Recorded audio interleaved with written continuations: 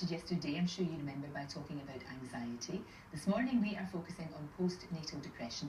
Dr. Hilary is right here in just a moment. We've also teamed up with Loose Women's Andrea McLean. Now, having struggled with the condition herself, she went to meet women at the Smile Group. Now, that's a charity supporting mothers with postnatal depression. I suffered from postnatal depression when my second child was born.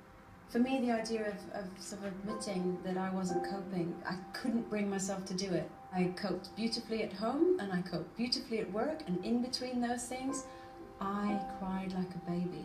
Meeting other women who have been through a shared experience, I think, is an incredibly bonding and humbling thing.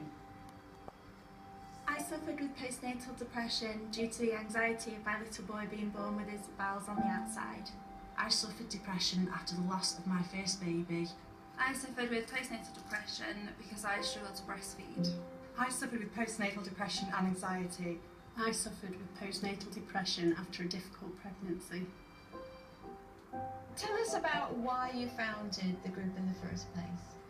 It came from personal experience. Ruth and I both had different experiences of perinatal mental illness. I was really struggling and I just kept saying to my health visitor, I need to talk to somebody. Who can I talk to, please? Is there somebody else that I can talk to?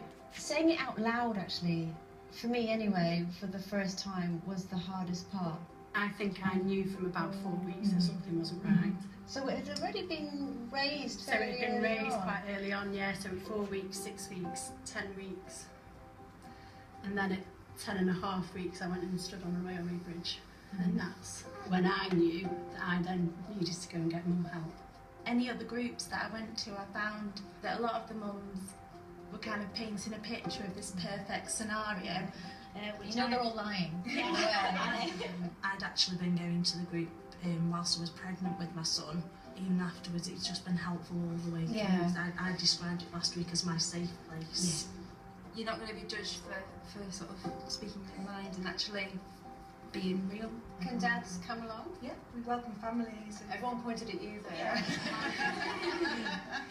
My husband did actually struggle in the early stages, and it was definitely overlooked.